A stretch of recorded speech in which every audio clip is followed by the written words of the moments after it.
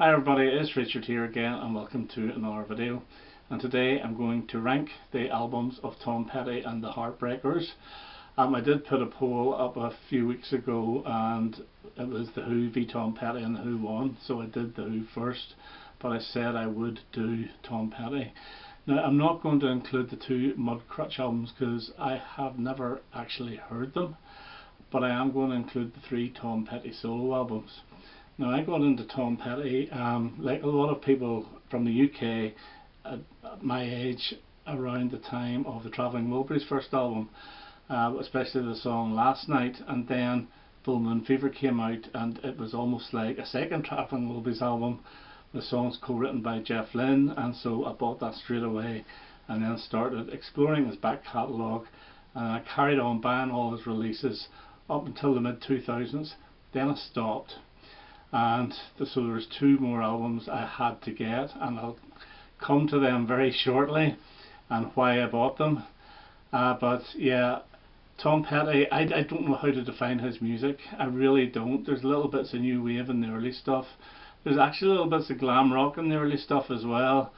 But all I can say is American rock.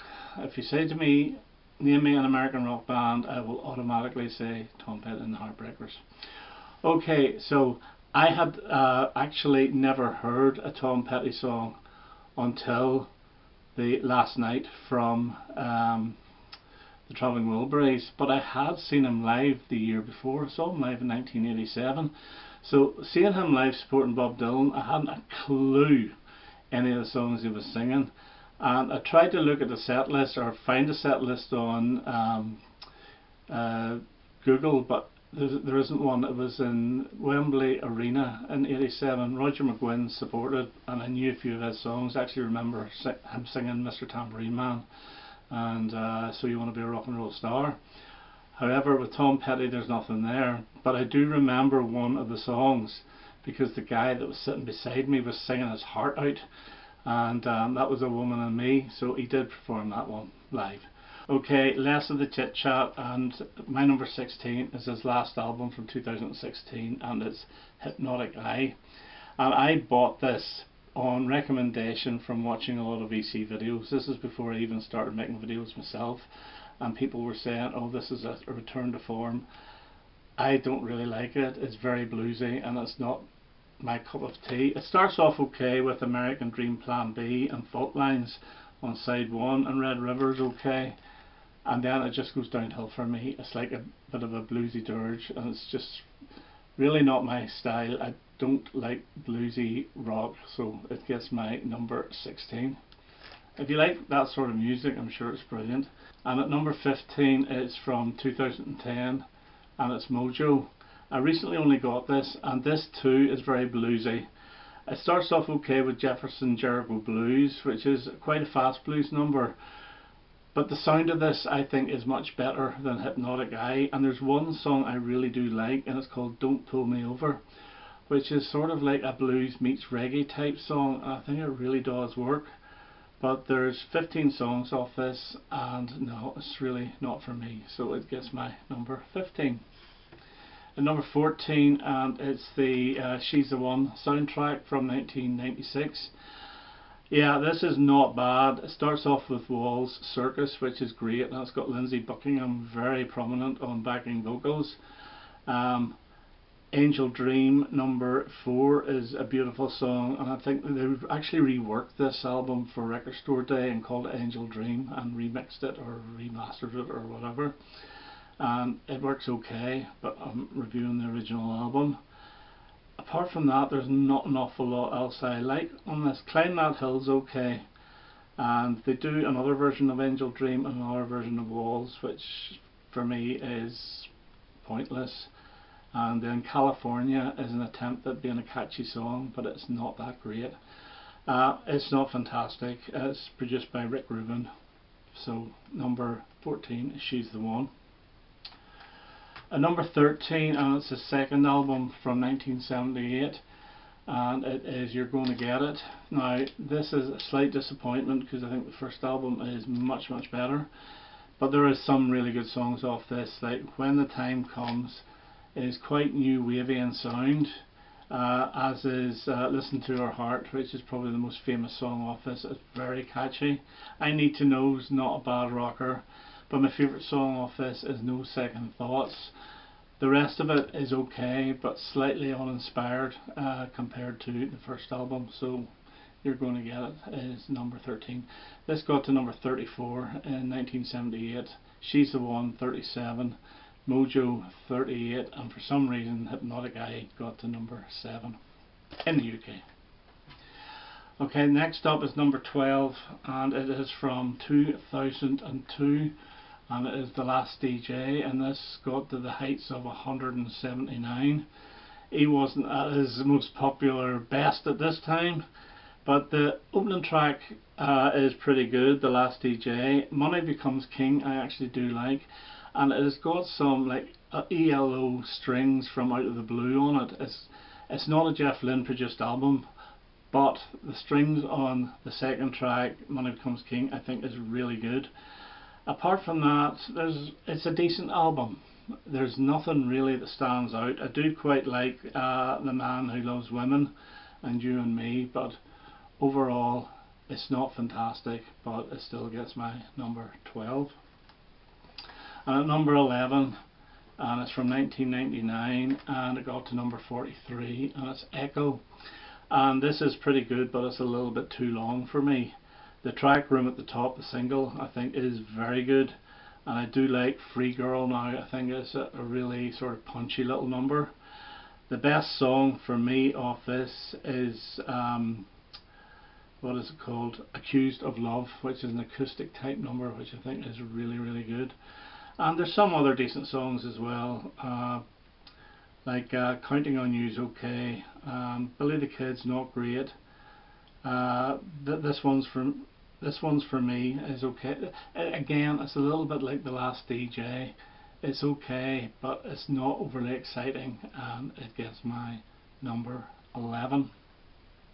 Okay, getting into the top 10, and my number 10 is from 1985, and it's Southern Accents, and this got to number 23 in the charts. Now, I said whenever I saw them in concert, I didn't know any of their songs. Well, actually, subconsciously did know one, because whenever I first bought this, I knew the single Don't Come Around Here No More, which I think is really, really good. As is Rebels, which has got a bit of a Bruce Springsteen vibe about it. Dogs on the Run is another highlight, as is The Best of Everything, which is a really good ballad. But there's some songs off this I just don't like. I've never liked the title track. I don't know why. It just doesn't work with me at all. The song It Ain't Nothing to me is it's a bit of a funk number with a call and response chorus, which doesn't really work either. Make It Better, Forget About Me is full of horns, as the previous track I mentioned, Ain't Nothing to Me, but it does work a little bit better. Spike's okay, nothing fantastic, as is Mary's New Car, but it's an okay album, and it gets my number 10. At number 9, and I'm going to give it to the debut album, Tom Petty and the Heartbreakers from 1976. This is the one with the big hit single in the UK that got to number 36, and it is Anything That's Rock and Roll. In fact, it did better than American Girl, which is the really big song off this, which only got to number 40. But I love the opener, Rockin' Around With You. I really do like Hometown Blues and The Wild One Forever. But my favourite of this is the very slow Mystery Man. I think it's an absolutely brilliant song. Yeah, it's a really good debut, and unfortunately the follow-up, although in a similar vein, just the songs weren't as strong. So Tom Petty and the Heartbreakers gets my number 9. At number 8, I am going with Long After Dark from 1982. And this has got some really good songs off it. For example, I love the 1-2 punch of A One Story Town and You Got Lucky. Now yes, You Got Lucky does have those 80s synths in it, a little bit like Spirits in the Material World from the previous year, but it's really good. Change of Heart's a really good riff, rock song, really good riff in it.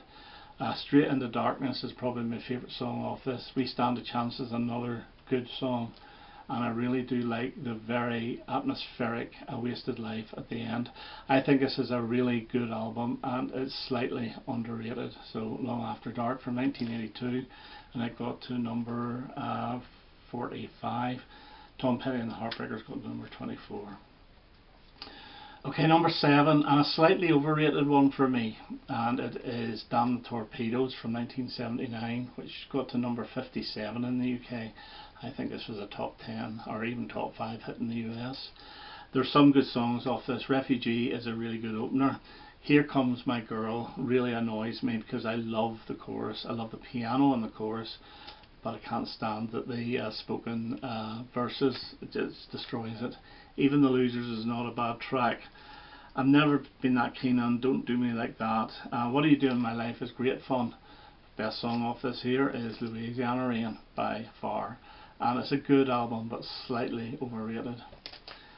And the number 6 I think is slightly underrated and slightly better, from 1981, and it is Hard Promises. Now this is the UK cover. The American cover is in some store looking sideways or something like that, but yeah, this I think is slightly better. I love The Waiting. I always compare The Waiting to Refugee, and The Waiting I think is a better track. Night Watchman has got a bit of a funky, almost reggae vibe to it, which is good. King's Road is a standard rocker but good. Letting You Go would have been, I think, should have been a big hit single. I'm not even too sure if it was released, but it's excellent. Thing About You is another standard rocker, but I really do like it, and I love the duet with Stevie Nicks, Insider, which is my favourite track off this album. So Hard Promises, a number 32 album in 1981, and that's my number 6. Okay, number 5 from 2006, and it's Highway Companion, and this got to number 56. And this is the third album produced by Jeff Lynne, and this one is very subtly produced. You wouldn't actually know it was Jeff Lynne production. Starts off with Saving Grace, which whenever I first heard it I thought this is a bad start because it's almost like a 12-bar bluesy track, but that song grows on you, it really does. Square One is a beautiful little acoustic number. By the way, that's Young Adam from What the Jim's favourite Tom Petty song. Shout out to Adam. Flirting with Time is almost like a great 60s track with a fantastic chorus. Down South I absolutely love, but I have to admit it's a complete rip-off of Bob Dylan's Love Minus Zero No Limit, but I think it's really, really good. Big Weekend, probably the catchiest song he's ever written. Acoustic number, really good fun. And Damaged by Love is very good, and the final track, The Golden Rose, I think is brilliant. This is a really, really good album, and it gets my number 5. Now number 4, and most people's favourite album I would think, is from 1994, and it's Wildflowers, and it got to number 19. I like this, but I think it's also too long. I do really like the acoustic numbers like Wildflowers and To Find a Friend. I think they're two of the best tracks on this. You Wreck Me is a decent single, it's a decent rocker. You Don't Know How It Feels is okay. Another really good one is It's Gonna Be King, which I think was a single as well. And Only a Broken Heart is absolutely beautiful, but it does sort of fall apart a little bit with Honeybee and Don't Fade on Me.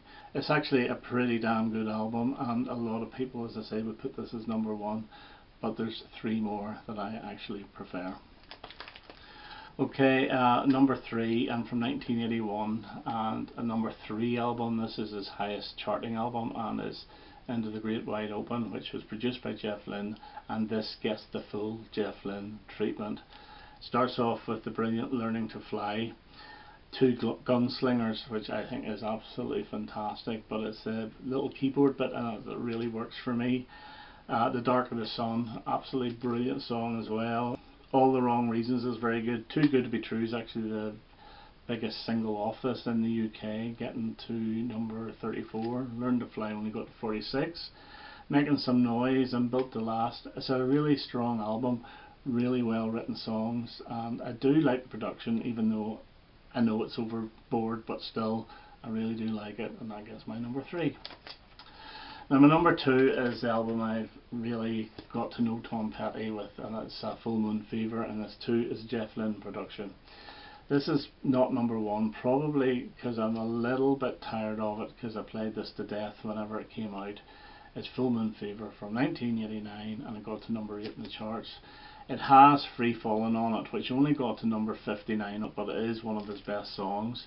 I Won't Back Down got to number 28, which I think is his highest charting single in the UK. Running Down a Dream, another good single. Feel a Whole Lot Better is a carbon copy of the Byrds version, but it's still very good. But I do like the tracks like the Apartment song, You're So Bad, A Mind with a Heart of Its Own, which has almost got a Bo Diddley feel to it, and the rather silly but fun Zombie Zoo. This is a really strong album, but it's not my favourite, and it's my number 2. Now my favourite, and I think I'm the only person in the world that actually likes this album, and it's from 1987, and it's Let Me Up, I've Had Enough, and it got to number 59 in the charts. This starts off with Jammin' Me, which is a co-write with Mike Campbell and Bob Dylan, which I think is a really good rocker.